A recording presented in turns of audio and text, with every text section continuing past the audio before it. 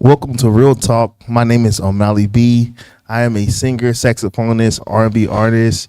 I'm a Tulsa native. I'm a father.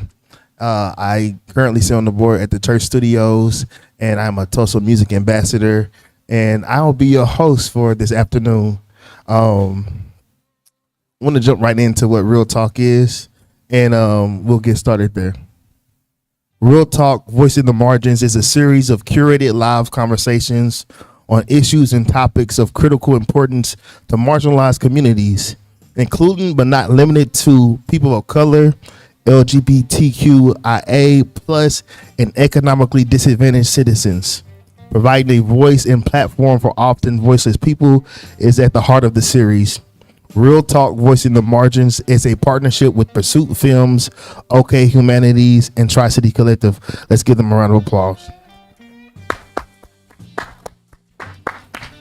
At this time, Pursuit Films and Tri-City Collective respectfully acknowledge the land of which we gather as the traditional territory of the Muskogee Creek Nation. Their honor, resilience, and sacrifice continue to inspire our spirit and inform our work. We also acknowledge the Black Americans who lost life, property, and generational wealth in the 1921 massacre. Their honor and blood inform our spirit and our work. Let's give them a round of applause. Now, I have the honor and the privilege of introducing these amazing people who will serve as our panelists for this afternoon. I want to start off first with a good musician friend, Mr. Damian Roselle. Yeah, go ahead. Throw it up. Damian, with 20 years of experience as a passionate performer and dedicated music educator, Damian Roselle is an inspiring music therapist committed to harnessing the healing power of music. His extensive background in diverse musical styles and educational settings has deepened his understanding for music's emotion and cognitive impact. Driven by desire to support mental health and well-being, Roselle is currently pursuing formal training in music therapy.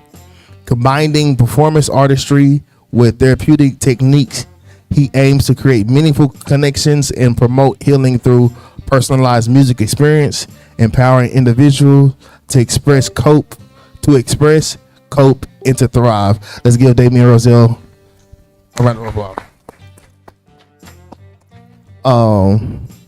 The one and only another musician friend we would like to welcome is Adrian Robbins. Let's give him a round of applause. Adrian is a musician, producer, and content creator with AR Entertainment. Robbins has been entertaining for 30 plus years, and there's no sign of slowing down. Whether he's producing hits for artists, musically directing bands, or creating content for everyone to enjoy, AR has his fingerprints on it all. Everybody give it up for Adrian Robbins. Last but not least, we want to introduce T Rush. We'll give her a round of applause. T is a singer, songwriter, entrepreneur, and founder of Rush Fest, an island-themed music festival. Hailing from Tulsa, Oklahoma, she's well known for her album All of Me, which blends R&B and hip-hop. T Rush is also featured on Follow Africa.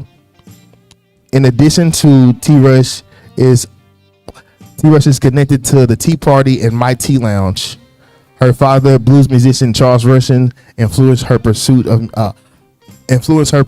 of music. Let's give T Rush a round of applause.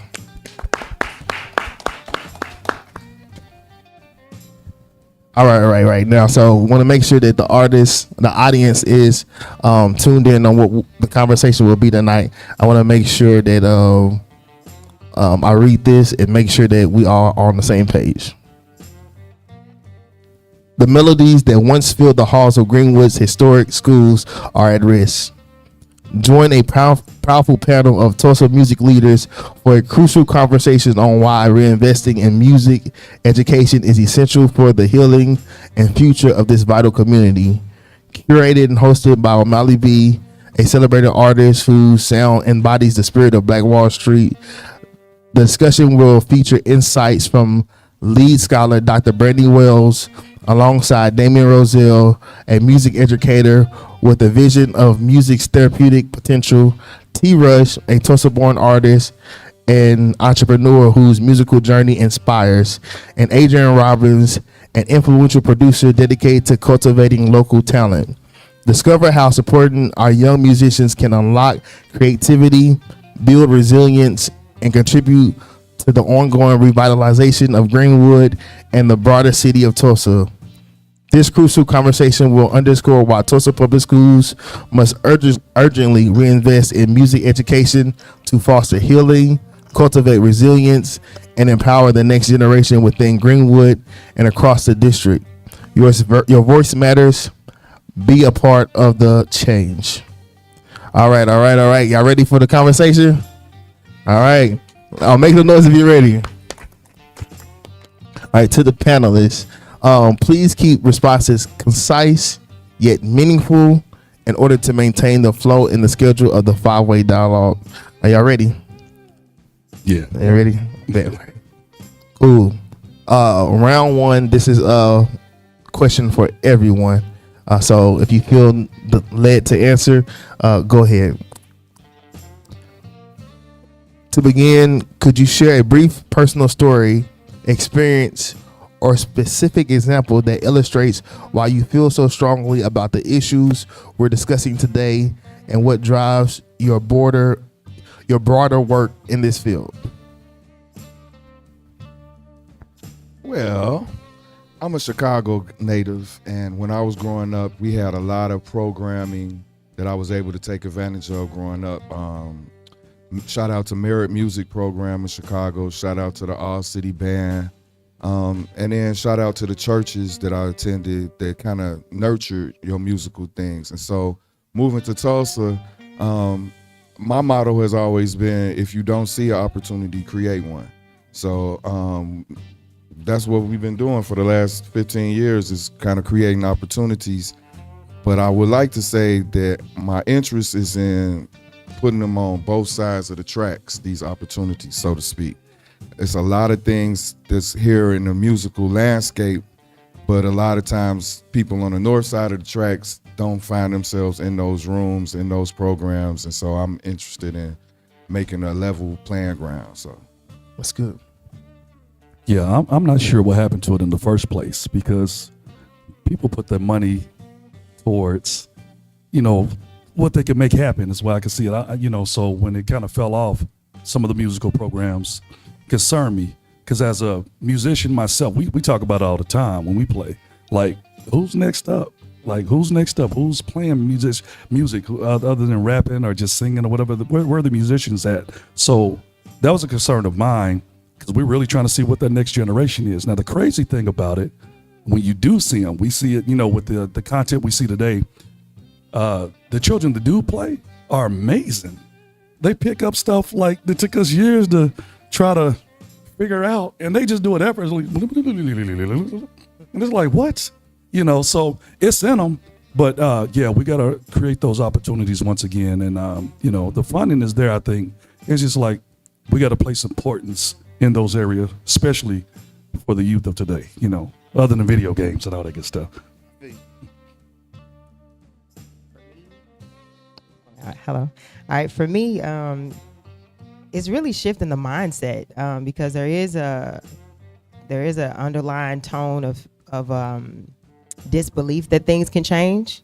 So starting there has to happen before anything else can take place. So that's my biggest thing, trying to import a different way of thinking, especially for the younger generation.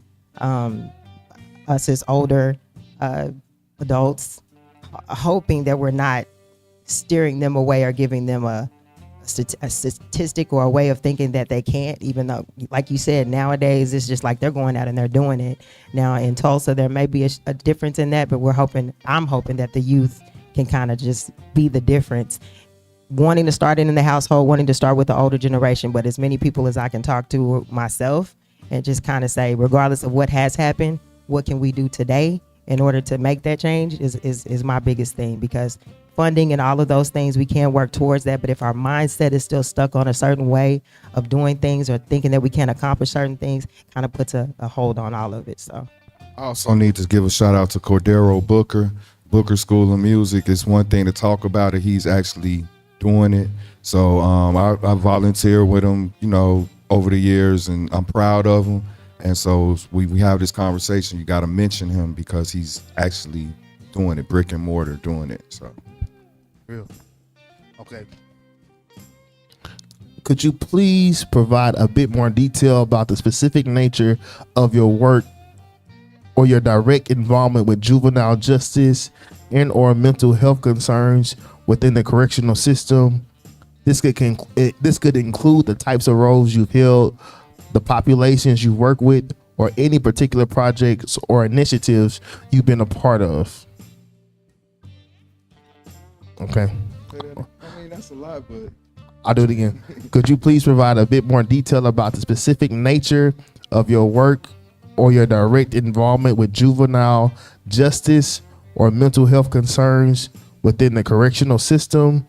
This could include the types of roles you held, the population you work with, or any particular project or initiative you've been a part of.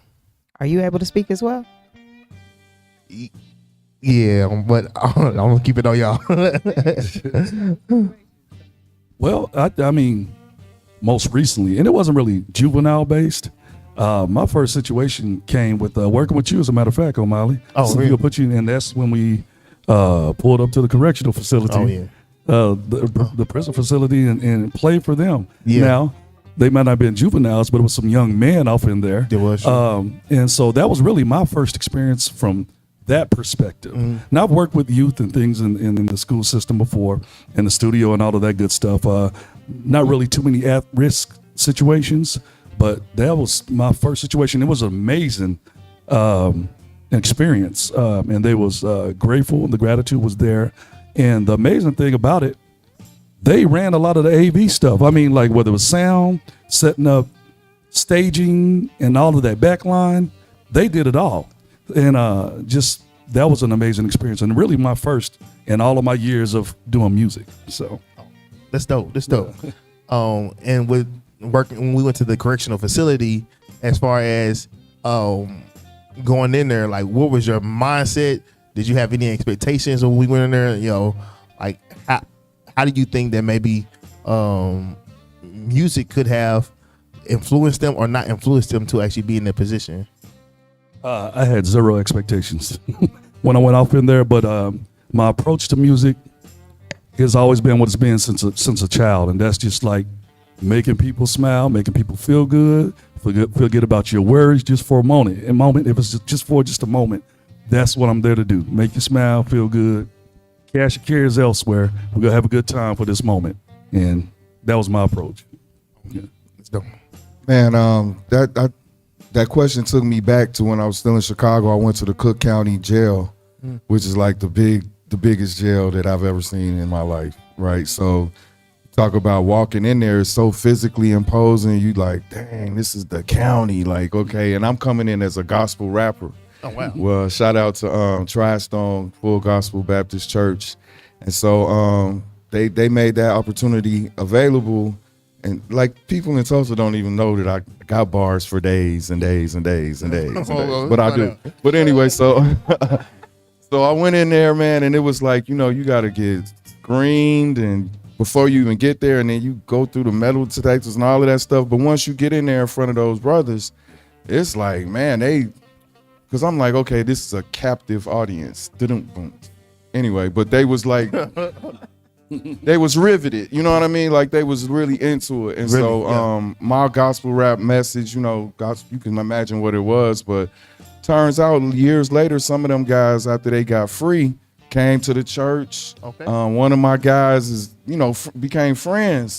He's a lawyer now, you know what I'm saying? Got a beautiful family, so shout out to Javon. But that was my first experience doing that, just bringing the music, and it was hip hop, and it was something that resonated with them, and then it was also the message of Christ and the cross, and it was like, it was dope, and they liked it, you know what I'm saying? I like that. Yeah.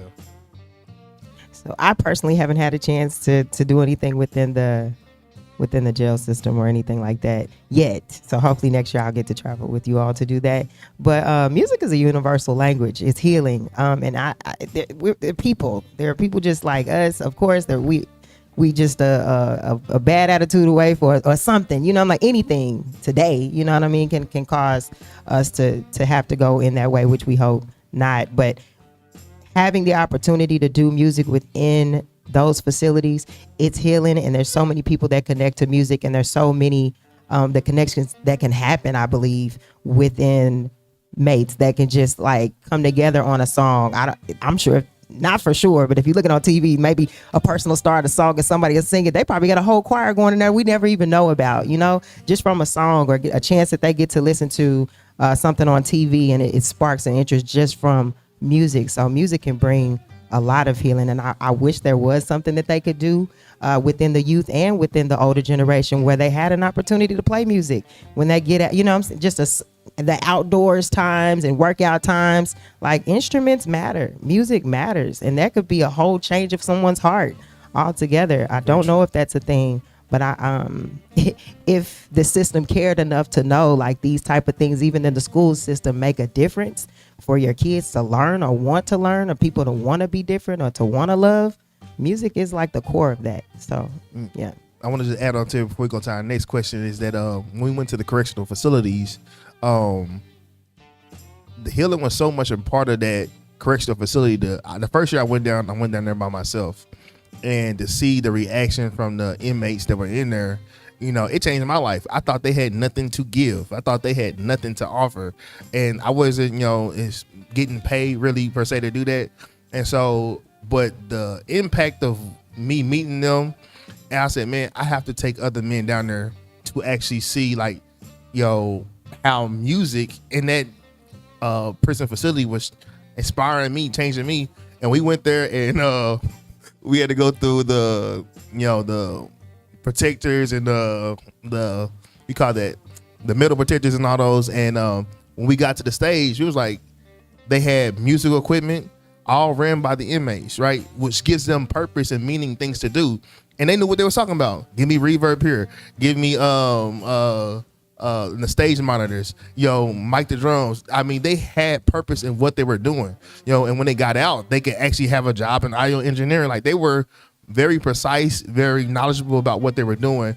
And when we performed there, you know, it was like, yo, AR, I tell you, it was like performing, you know, lighting a fire in a giraffe field. Everybody caught fire because it's like, yo, they haven't been introduced to the outside world in a long time. And to get that experience and get that love, it was healing for me, because people came up afterwards, and they came into AR, and all the musicians was like, it was a blessing for y'all to be here. And and so, like, I just thought sharing that would be good, because in a situation where there is no hope or it could seem hopeless, it was actually healing for me, and I believe for the other band members as well, and the inmates. So, yeah.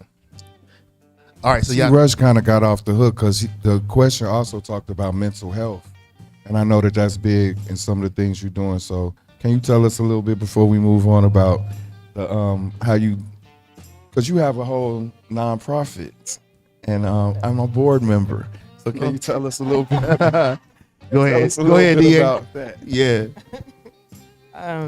Yeah, so TLTP, or Traveling Little Tea Party, is the name of our organization. He is a lovely member on our board who has a lot of experience in music. Like, this guy right here can just pretty much just bring it all to, if I can't get it out, like, he can explain exactly what it is to make it understood. But it's music itself. I'm a writer who expresses whatever I'm feeling through my writing. I think a lot of artists, poets, all do the same thing, majority. So for me, it just allows me to, if I don't go to therapy, I need to go to therapy. I have not gone to therapy. I will go to therapy, right? I do believe in God, and I do take time to do my healing throughout my time with the Lord. I also use music in order to do so when I can't get to something, when I don't feel like praying, when I get into a mode where it's like I don't want to get out here and do something that I'm going to regret. I put it in a song. And sometimes I forget how I wrote this song. but it's so healing to me when I go back and do it. And then when I get to present it to other people, they actually have stories and they come to me and they tell me how it made them feel. So with TLTP, it's a moment where artistry can come together and just kind of explain why they write what they write, how it can heal them or how it has healed them, and then giving other people who's interested in writing to heal that opportunity to learn how to express themselves through words. And with DG here, knowing how to use music, sounds in order to heal. There's people with cancer and different things that they're going through, and there's tones and sounds and waves and different things that can heal just by a certain note. And he's that person, you know? So connecting with the writing and the actual sound itself and just finding ways to heal that doesn't cost anything, you know? Just to be able to do that and find a way to heal mentally and spiritually and all of the above. Let's give it up for that, man. Come on, yeah. Thanks for not letting off the hook. Okay, so wait, one more second. While we on her bumper, later this month she's hosting a open mic, R&B theme open mic at the lovely Tea Lounge, 473 South Boston. 427 South Boston. It's a wonderful thing. She opens her doors up and makes people feel wonderful about sharing their gift. You don't even have to be that good of a singer, but you have to. You owe it to yourself to check that out. Good thing for the youth, aspiring singers. Go do your thing. Okay, so this next question here, it's going to be directed to AR. When was the first time you felt healed by music? Healed by music? I would say healed by music more so in the church. That's when I felt healed. Like, music has always been a part of my life since forever, but where I really felt like music touched me and it helped me something I was going through, whether it's physically or even mentally, it was in a church setting. Everybody, if you got any type of church background, you got your song. You got your song, boy. You hear that song, it'll set you off. You know, you just, you know, so, and I'm a person that keeps it real. You know, I think church, sometimes we can be programmed. We hit a certain, you know, here we go. It's time to do it now. And so I'm a person that keeps it real. I don't move off of programming, but you know, I'm like, I got to feel this thing for myself, like for real. So when you have those moments and music sets the tone, or a certain song may set the tone, you know, for that fallow ground, for a seed to be planted, you know. So, and that's what happens when the music kind of goes and you know, I come to and I'm on the ground and I don't know how I got there. And I'm feeling better about myself or whatever I was dealing with or whatever I was praying about. Music has set the tone. So from a healing perspective, that's the first time I've experienced that musically, was in a church setting. And one more follow-up question. What's your song? Huh? What's the song that take you in? Man, it depends. Like, it ain't no set song for me per se. It's just like, man, I really don't have one. I just like, just break out with it. If it touches me, it touches me. So, yeah. This next question goes to DG. This question, as a man with kids and grandkids, how has music played a part in your family life? They used to call me Joe Jackson. I was on people's head. Shout out to Miss Chunu, a real music educator. She had my kids in high school when I was on their heads, and they was like ducking me hard. I think they conspired, like, how can we get him off of us? I was only able to produce one musician. Akil, shout out to him. He's a drummer. But yeah, I was wanting to share with my kids first, like, man, this is the empowerment that I'm giving to other people. You got to get it first. And they was like, But that's what it is. It's like you empowering somebody. My thing is, I didn't get my way. How does that sound? You know what I mean? And if you can pick up a guitar and play a series of chords to really express that, that's empowering for you. And that way you don't have to complain about things. You can express that. If you can know, man, this diminished chord right here that I hit on the piano, it kind of sums up my emotion right now. Like, that's empowering to you. So I wanted my kids, of course, to be have that expression for themselves. But when they were so resistant, then I had to give it to somebody. So I've been I've been teaching, like not too aggressively recruiting students. I remember you told me, he's like, all you need is 30 students. I was like, I don't necessarily want 30 students right now, but you know, whoever I get, I got them, and it's a wonderful thing, and I wouldn't trade that away for being able to empower those people. So now these grandkids, I'm smarter now. I'm not gonna let them resist in the ways, like I just bought a drum set this week, and so I taught my man how to play major scales, and he don't even know what I'm teaching him, but I do. And so, like, by the end of this summer, these people right here, ping, ping, ping, they're gonna be on it. Yeah. Thank you for that, Ben. And my follow-up question is that what instruments all did you teach them how to play, or was it vocal, or what was it? I could teach you anything except the harp or the accordion, probably, like those. Accordion. But any other instrument, like, I feel like, what you say? No, I started down. Okay, the first instrument is the voice, of course, and then I get you with some percussion, and then I'm gonna hit you with something like the guitar or the piano, so you can learn tonality and the theory and stuff like that. Okay, cool. All right, thank you. This next question goes to T. Rush, and this question is: did your dad's musicianship and love for music influence your writing, singing, or entrepreneurship? Or did you think it was already written for you in the stars? Everything, all of the above. I didn't know that till I got older, because it was just a part of me, you know. Well, the music portion of it, yes. I didn't know I was gonna take it in at all. But yeah, I just know how it made me feel when I would be in his live rehearsals, like with the live band in our house. It just made me feel like, this is so dope. I don't know who's doing this, but if you step outside my house, you could hear it on the outside. And it was just like fire. And I would just sit and I would watch it. We had our garage, which we turned into a lower part of our den, because it's like our den and then our garage. And so the band would practice in the garage, and I would just like be an eye. My mama would be washing dishes or cleaning up, like, girl, it's loud, you know, like whatever. She wasn't really like, she's so used to it, so whatever. But for me, this was like, I don't think nobody's parents, you know what I'm saying, kids get to experience this. So all of the above. And then entrepreneurship, I didn't even understand that till later on, that's why I had such a drive for it. Because I was just like, I know wherever I'm working at right now, for anybody, this is temporary. And I always treated it like that. I'm going to do my best.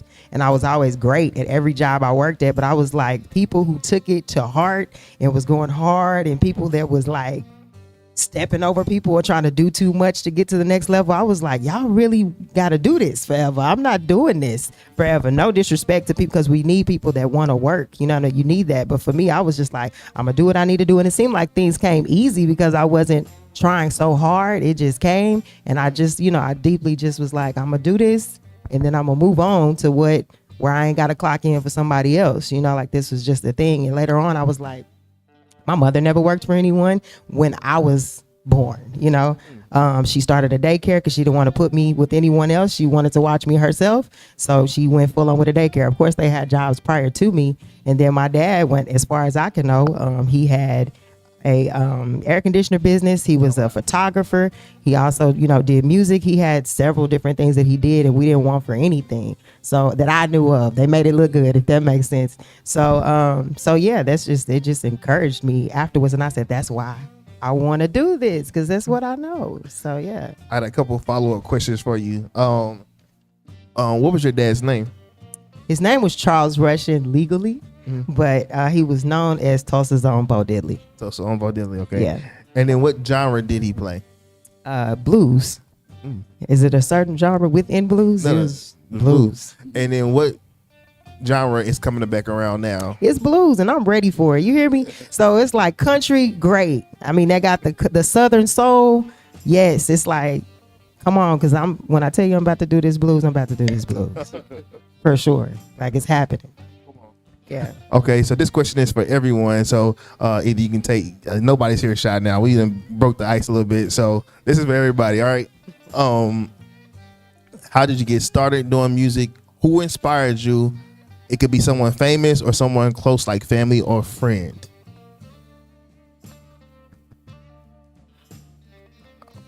I got started. My grandmother bought my mom a piano And so it was a piano in our house, and you just not gonna walk past it.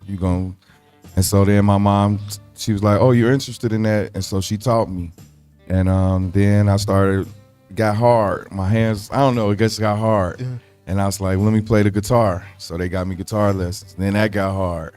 And then I was like junior high age, went to Morgan Park High School, shout out. And they was like, we don't have guitars in the band. You got to pick an instrument. So anyway, I started playing the French horn.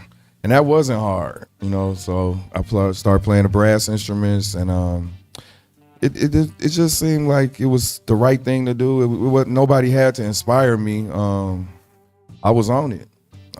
Like, you couldn't really. I got so mad at my parents. They bought my brother a drum set. I was like, I've been asking y'all for a drum set for years. This dude think he want one, and y'all just get him one. So anyway, but yeah, you had a hard time keeping me off musical instruments when I was a kid. Okay, cool. That's a good one.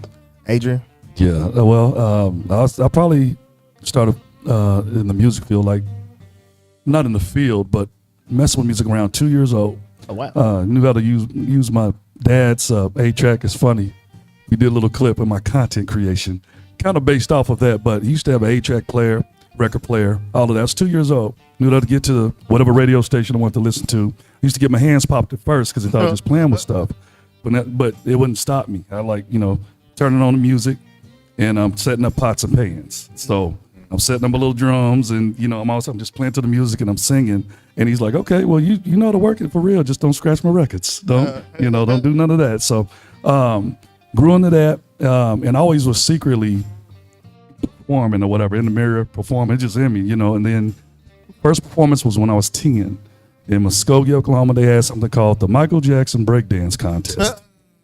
Either you did the Michael Jackson or you did the breakdance. I could do both. Oh, okay. But I had always practiced doing the Michael Jackson in the mirror. I'm just, so my family never knew I could do it. Didn't know I can do it. And I'm like, I got to get in this contest. I got to get, they're like, all right, boy. We don't know what you're about to do, but we going to put you off in it. So did it. And that was 10. Like I said, I just knew in the mirror, I emulated him very well. So that's what started it. Go ahead. Okay. Question. Also, who inspired you? Who inspired me? Yeah, you did. You told me it was your grandma. Make sure it was your grandma inspired you. It really wasn't. I don't have an inspiration. It was just you let me at it, and I'm at it. Okay. Who inspired you? Well, I guess there's Mike in a sense, but kind of like DG, it was just in me to do, like in some form of fashion. That was just what was hot at that point, Michael Jackson. But, can we see a little of that, bro? Man, you ain't said nothing but I worked out with my son this morning, man. I was about, but one of I'll tell you who really influenced me during that time frame was Roger Troutman. And everybody knows I kind of do the talk box. Like everybody was hot on Michael Jackson, and I was, of course. But when I seen Roger Troutman on Video Soul, I don't know if anybody remember Video Soul, man. But when he did that talk box, I mean, that's what I had to have, that gold suit. He had on a gold suit during that time. Everything. I said, I'm gonna play that when I grow up. I'm gonna do what he's doing. And so he was a big influence with his sound and everything. But yeah, that's when I got started. I was around 10, performing and all that. So yeah. You said 2 and 10, right? Huh? 2 when I just started messing with music and just kept on, just growing in it, dancing, practicing.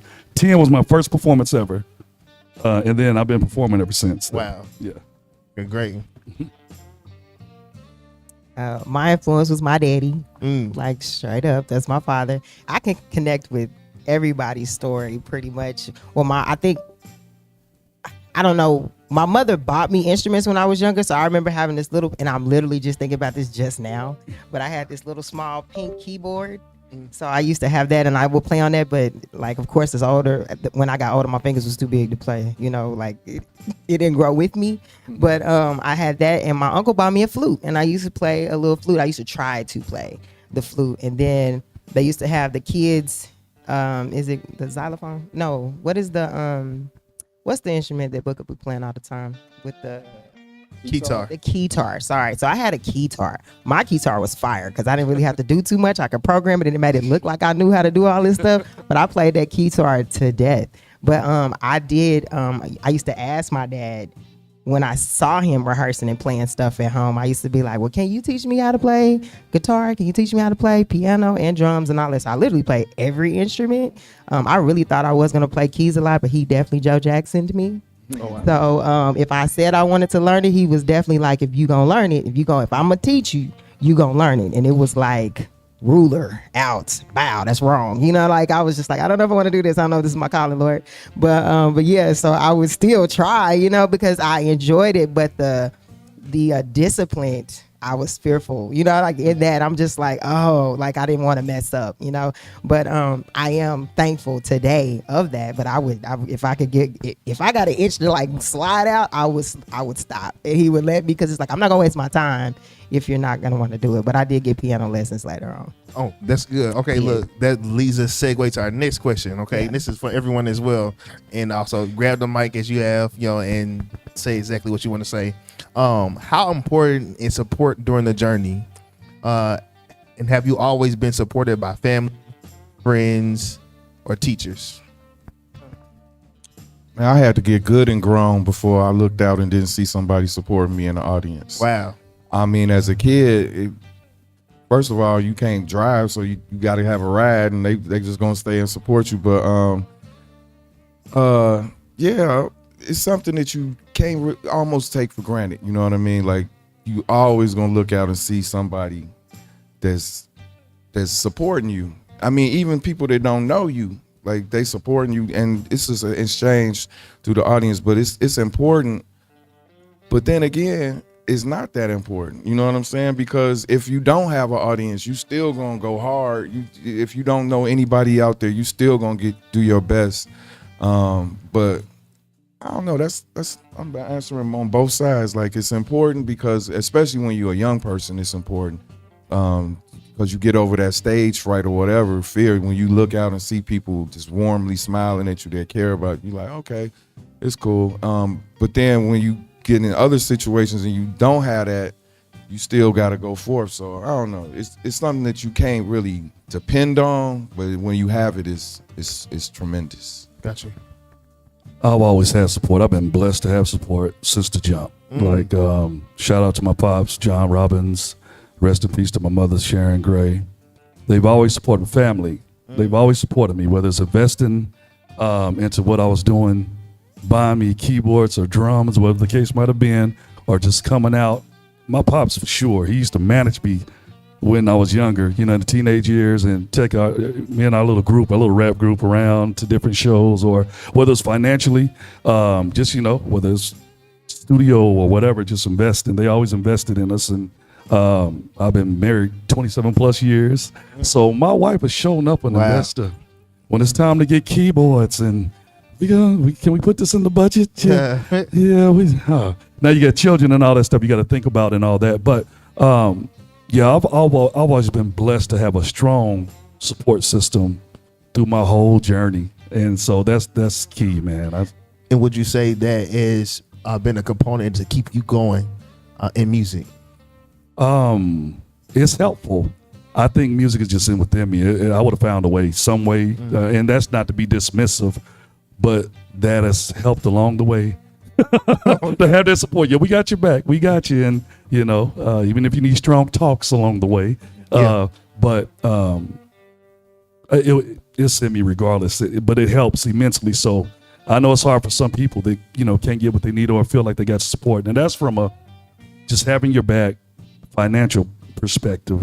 But I understand what DJ is saying as well, as far as like just people support, you know, family support. We joked about it early on. You know, we got to be honest with this, not to discourage children and all that stuff, but you know, if somebody's serious about it. True. I had an uncle who was a promoter in Texas. Rest in peace to my Uncle Robert as well. Promoter, used to always put me on concerts and all that stuff, man. And so he saw something serious in me. He knew I was serious about doing this thing, and I had talent. But, you know, support, support. Sometimes just do that little twirl again. Yeah. All right, get up, twirl again. All right, sit down now. That's all they can do. That's about all they got to bring to the table. But really seeing talent and somebody's really striving, especially in our youth, is key for that support. So it helps us along the way. Cool. I like that. Hello? Yeah.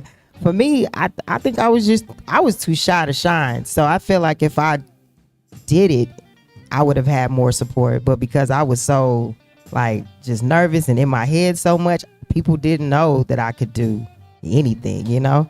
And my father found out before he passed away that I could sing. And it was like shocking to him. You know, I would sing to myself, but I didn't know I was a singer, you know?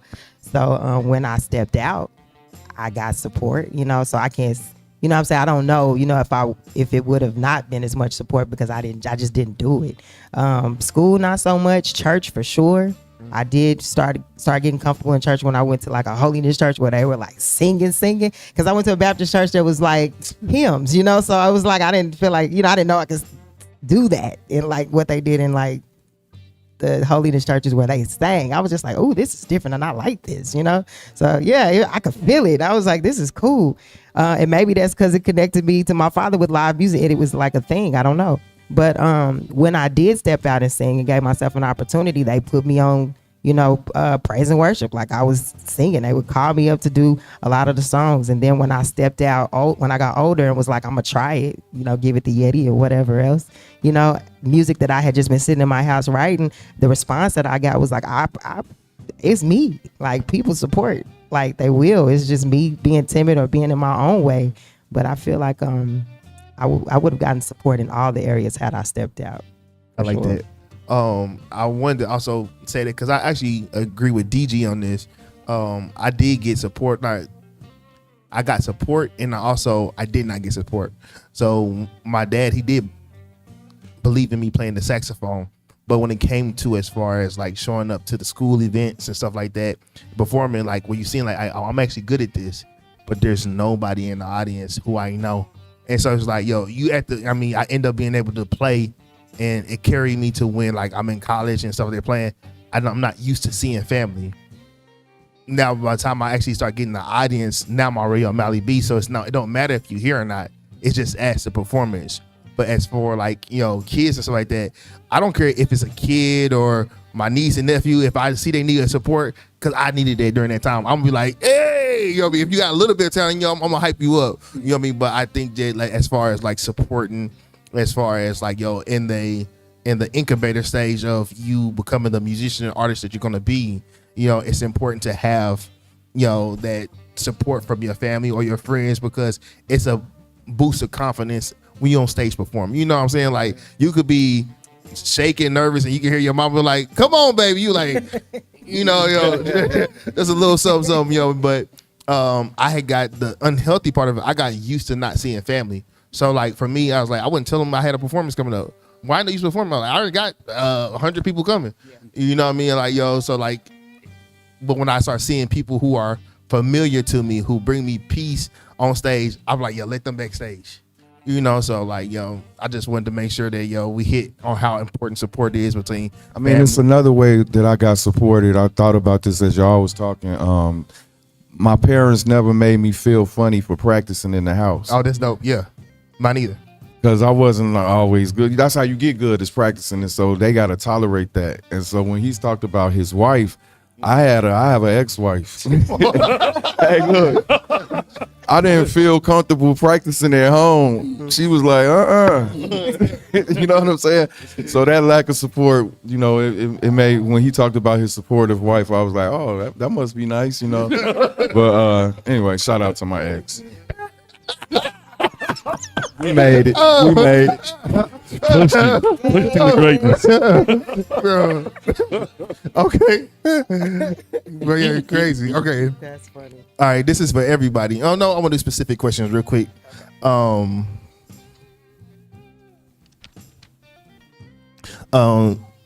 Those of you don't know, Miss T. Rush is a phenomenal songwriter, and so this is gonna go straight to her.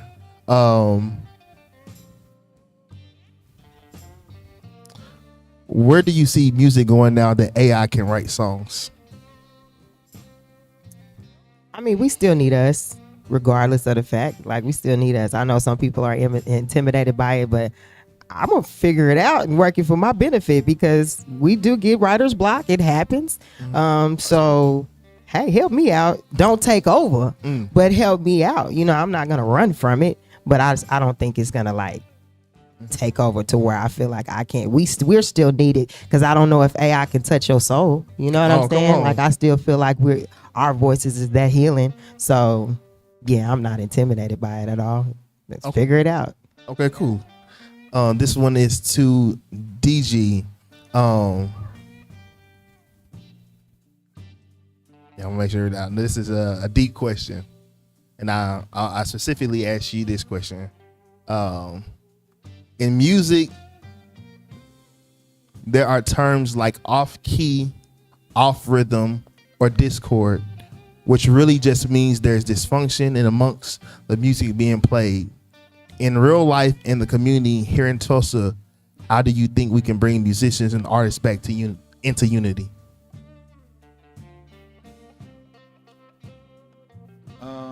I think that the opportunity is there to have this unification thing, and I've personally witnessed it and been a part of it down on Main Street at the Yeti, through Cypher 120, through the situation. It's still continuing at the Tea Lounge. It's where musicians feel comfortable getting down with each other. I just watched a rehearsal clip of me, Jordan Hill, Johnny Mullinex, Dominic Stephens, and Jake Lynn just sitting in Johnny's house vibing and rehearsing, and I recorded it. It's 8 years ago, and these people are like international stars now, you know what I'm saying? Yeah. And it's like just to see us unifying at that moment and to see where we've all gone since then, it was really, I mean, that was such a precious time to me. But it was like people coming, bluegrass dude coming, the hip hop dude coming, the jazz man, everybody, despite their preferences, musical preferences, they was able to come together and unify on Monday nights, and that, you know, that was a special thing to see, and it just shows you that it's always possible. When I first got to Tulsa, I went to the Full Moon Cafe, and I seen Charlie Red. And he was like, "Oh, you play the horn? Come on up here and play." That welcoming thing, that's something that Tulsa is kind of special for. And so that's why I say the opportunity is always going to be here to unite, because that's just how people get down. They like, this is my stage. You could come up here and get one with. I mean, I don't know anybody in Tulsa who act funny. Like, now coming from Chicago, there's some real cliquish stuff going on, but I wouldn't say that was the case here. So it's always going to be that opportunity to unify. I was an ORU student. That religious thing, like, it was still open. You know what I mean? So I mean, like, from the highest to the lowest, anybody could get in the Tulsa music scene as long as you practice and you good. But it's so welcoming, man. So any day could be the unifying day, in my opinion. Okay, cool. Next one is to AR. Do you have something you want to add to that, or? Nah, Damon pretty much covered.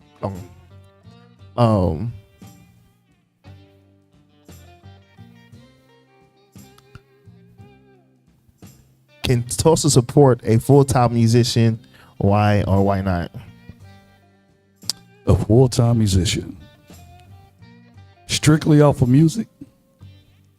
Anything involved with music, yes. Just like with life in general, and having a job, and a side hustle, and all those good things. Yeah, you can make it as a musician, a working musician. The biggest example is who we just said. I play with Charlie Red, Full Flavor Kings, all the time. Charlie Red is a full-fledged musician. He does it every night of the week if he wants to, making a living playing music. So yes, it can be done just based off that example alone. I see it every day with him.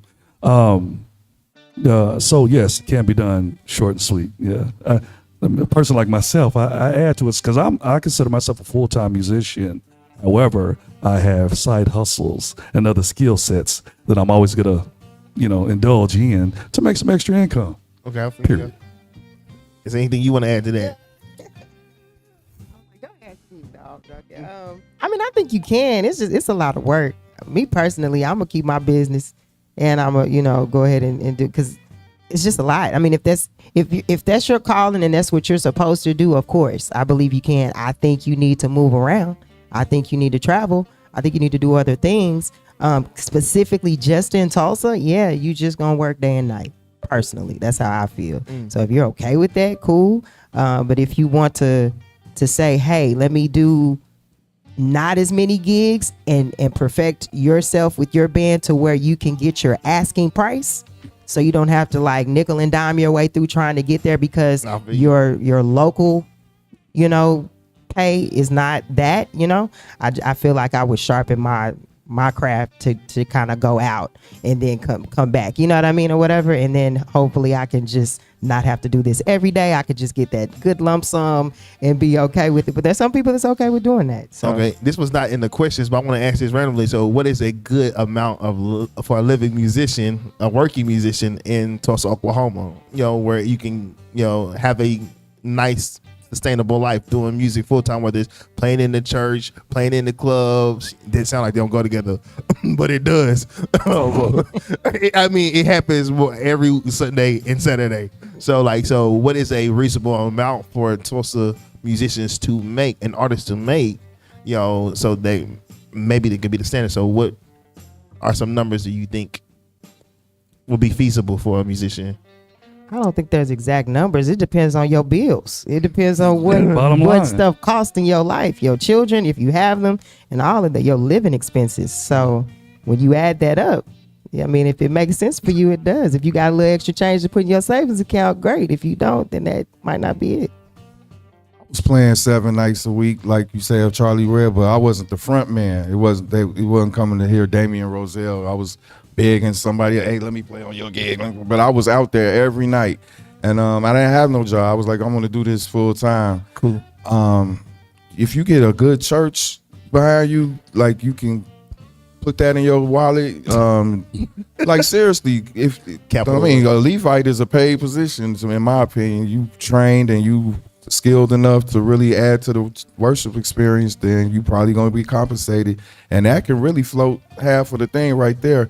And then you have lessons, like you told me, to get you 30 students. That's full-time pay. So you just combine and create opportunities and hustle, like you say, side hustle. You can do it though. You can definitely do it. Now after COVID hit, it was like, whoa. Yeah, it was a little different. Yeah, because the thing about Tulsa, it's always somebody going out to hear music every night of the week, and he's sitting right there. You know what I'm saying? But you got some people that support, like the audience's support. If it's nobody there, then of course you ain't gonna get nothing. But it's always somebody who wants to hear good live music in Tulsa. So just briefly, in Kansas City, when I used to live up there, of course they have a little bit more clubs and stuff like that, and lounges and stuff like that. They would be playing literally Monday, Tuesday, Wednesday, Thursday, Friday. I knew a musician. He was playing at church at 11 o'clock, and they was about to start shouting. He said, let's cut that off. I got to go to my church. No, they're serious. And honestly, and I'm just saying this in a way, just trying to move the culture forward as far as musicianship and pay. They were making, I think, probably some of them at the minimum was making $150 to $200 a night. You add that up, 200 times 5, that's $1,000 from Monday through Friday, night including Saturday. And then on Sunday they were paying, someone was paying 8 a.m., 11 a.m., and at 6 p.m. And so, it's that does add up. If you do that on just the Monday through Friday, that's like a $4,000. One thing I'm trying to find out is about sync and licensing. Different ways to get compensated for your music without you having to physically be there. Of course, if you produce an album or something like that, like you got an album out and you want to monetize that, but putting your music on movies and TV shows, commercials, that's the lick. That's what I'm trying to find out how to do it, who to talk to about it. There's a lawyer by the name of Tommy McDonald. That's who did my sync licensing deal. Oh, okay. Tommy McDonald. Yeah, I was just going to add to that, just other ways of making it as well. So do you want to play every night in Tulsa? Do you want to do that? What's the end goal for that? You're playing every night. Okay, cool. Like, what's the end goal to that, though? So you spend a lot of time away from family and things of that. And that's not knocking anybody who does it right now, but that's a lot of time. That's a lot of your time. So what's the end goal? So even though I am an active musician, I search for other ways to monetize what I do. The gift has been given to me because I can do a lot of things and I ain't boxed in. And what Damien just went to. Sync licensing. I'm a producer. I make music. I soundtracking. Whatever the case may be. There's other ways to get it, and so there's a bigger picture. So, for all those who may be looking, even the youth, it's not just about playing every night. You got to be intentional with what you're doing as a musician. So, playing every night, that sounds good, man. I gig every night. That's cool, but what's the end goal? When it's all said and done, there's no pension. There's no 401k. You know what I'm saying? What are we really doing here? So you definitely want to look at different options to monetize what you're doing as a musician. I mean, these have been great responses. Give it up for them real quick. It's not over, but it's been great responses. But this is for everybody. Between 2014 and 2018, Oklahoma schools lost 1,110 fine art classes, including music, visual arts, and theater. How do you think that has affected the next generation of musicians? Yes, anybody can go. Terribly. It's just bad. I mean, it's even with Steph Simon trying to do the whole thing he's doing with McLean, they literally only come to class to go to the music portion of the day. Like if they had the opportunity to be like, well, you can't be in this music class if your grades are low. That is encouraging for those who are not just book smart children or just book heavy kids, whatever. And it's like school is just pressure for them. There's some kids that get it. There's some kids that don't. People learn at a different pace or different ways of learning. So music is like big, in the school system. So to take that away, I think it took a lot of the just the eagerness to go, and some of them don't even know that they're missing it because it's been gone. Wow! So to have it back, it would be like, like we want to go to school, So it's bad. And shout out to what Steph Simon is doing with the schools. Bringing the kids back in there. So you got to give that credit because if they come to school just for that, hey, listen, they showing up. Yeah, funding. I mean, it's kind of like when I started it off, man. What I said. I know it's easy to sit back and, but since it's taxpayers' dollars, our dollars, and our children go to these schools, the funding is there. They put it towards what they want to put it towards, though. So we got to be more vocal about where we want those funds to go. Everything that deals with life needs to be part of school structure, period. It's like financial literacy. We use music every day as well. That's part of our cultural development, music. How can you take that away? Now, everybody may not be doing it professionally, but everybody's musicians or singers. Everybody. Ain't mean you're good at it. Don't mean you're making a living off of it. But we all ride in our car singing. We in the shower singing. Whatever the case may be, it's like we talked about earlier. It's healing for a lot of us. We all utilize the musical aspect in some form or fashion, just like home ec, music. Like I said, financial literacy, all these things need to be part of our curriculum and available to the students. And because you never know what may be within us. Some of it hits immediately, like myself. Like T was saying, she's like, I was shy, but then it started coming out later on, So those type of curriculums can bring it out of the students.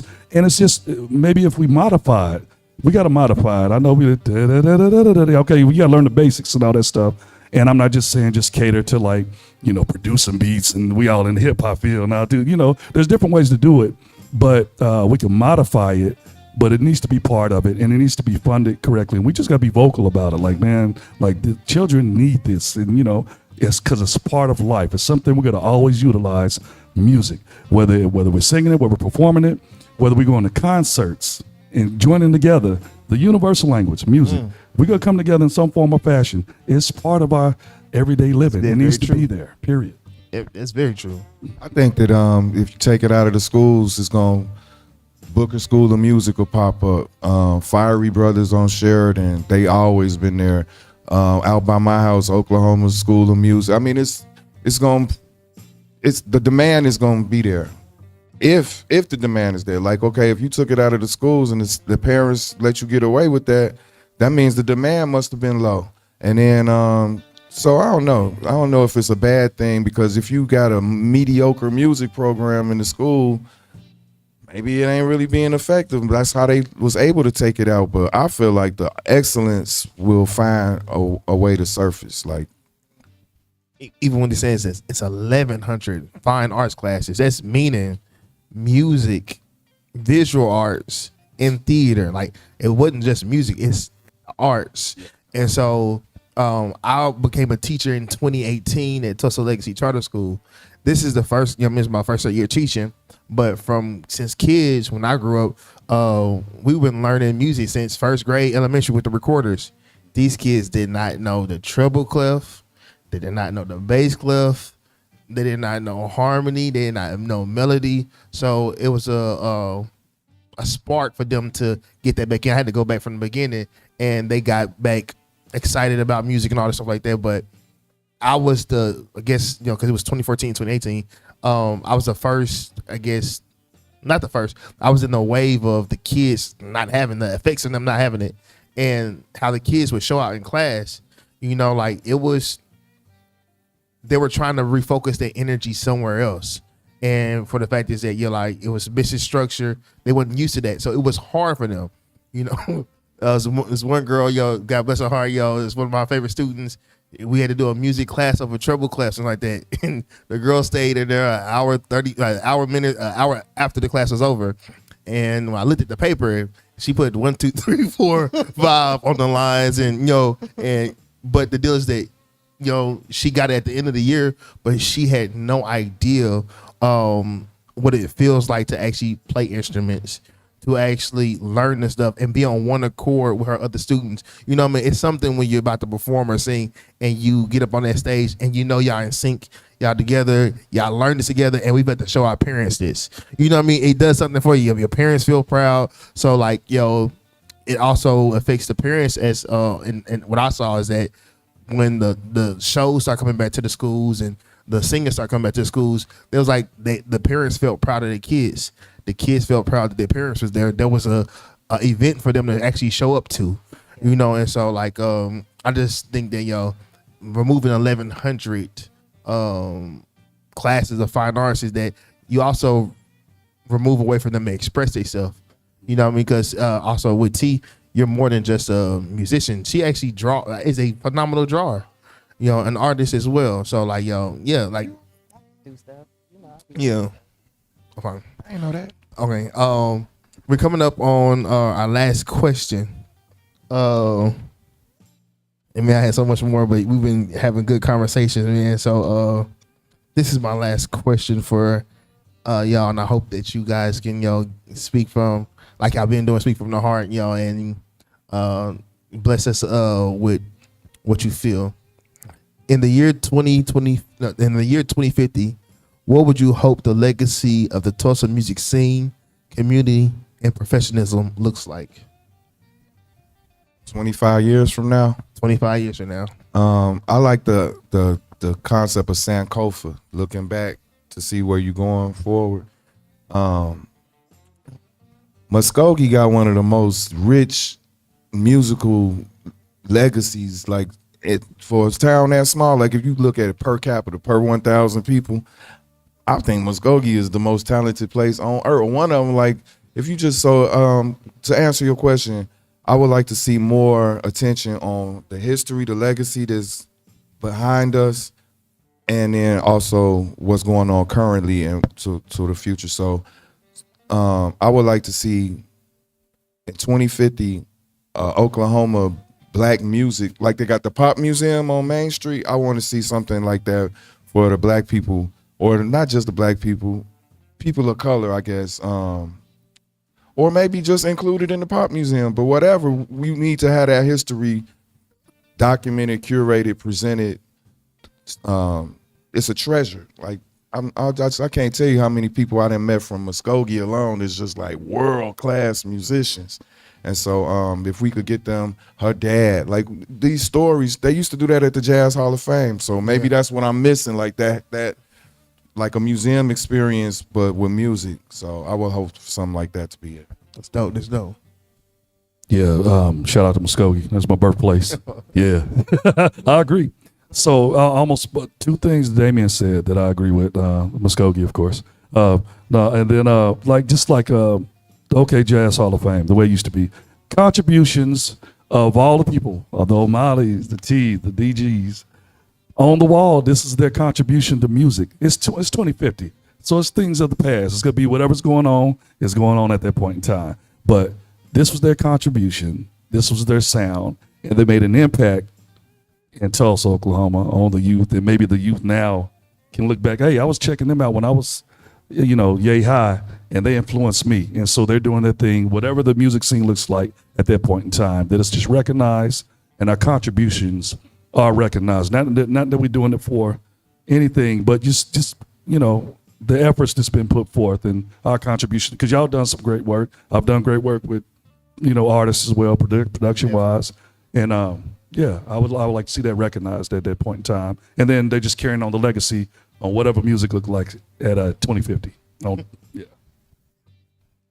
I hope humans still know who they are, and that technology doesn't discourage their potential.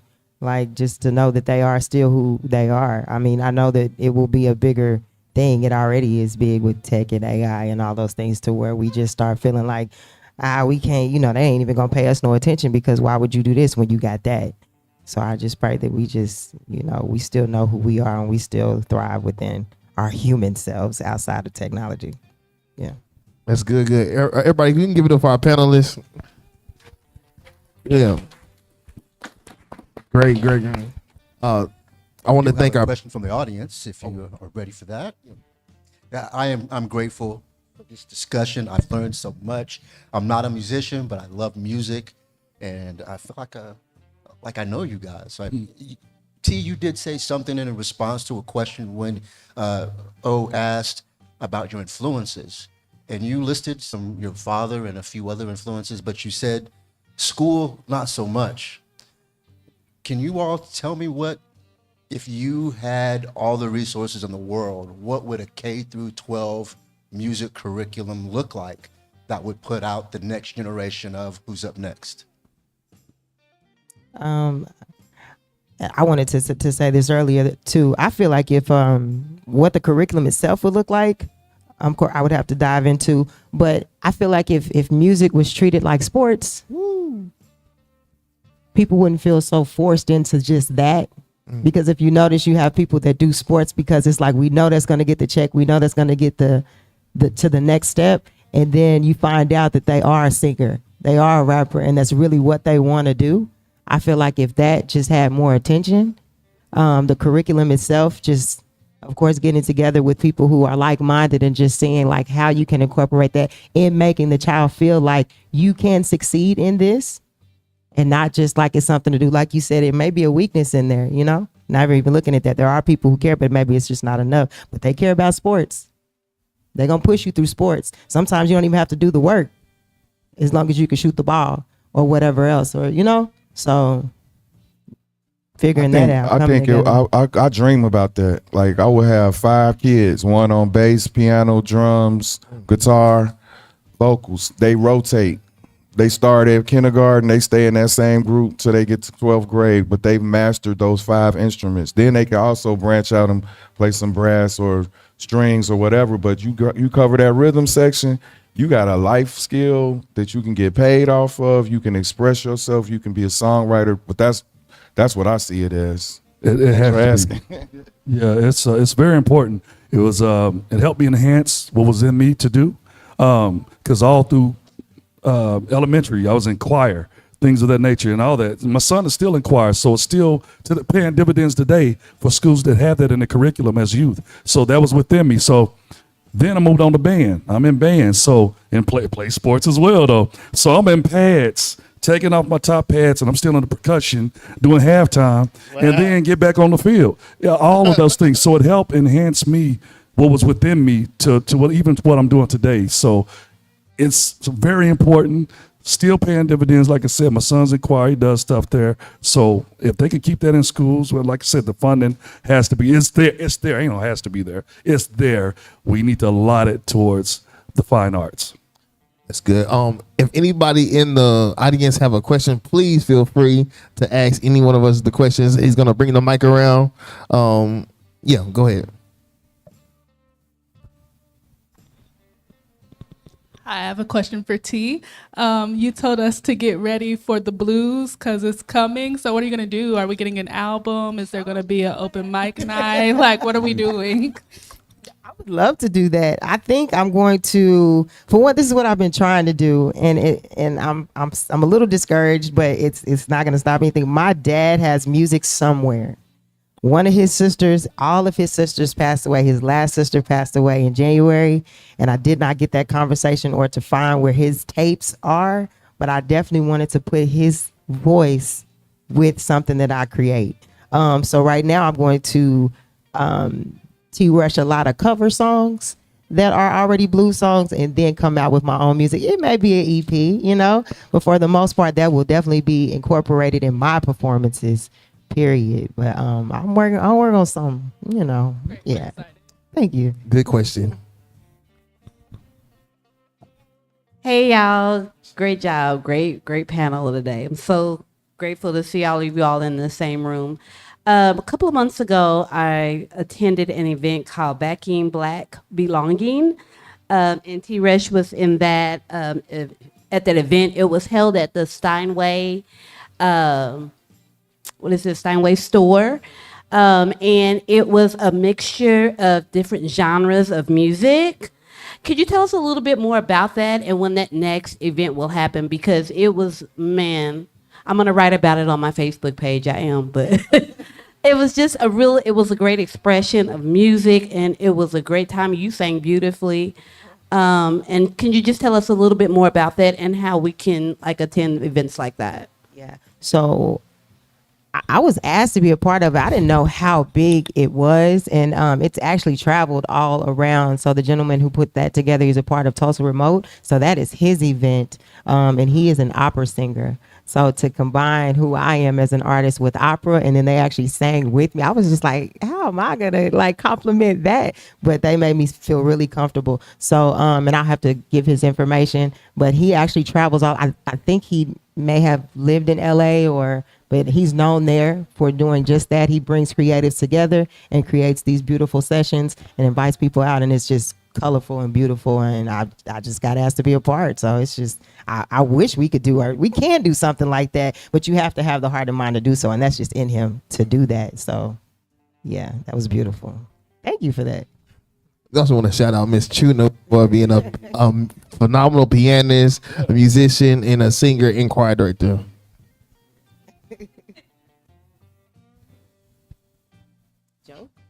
Do we have any more questions for the audience?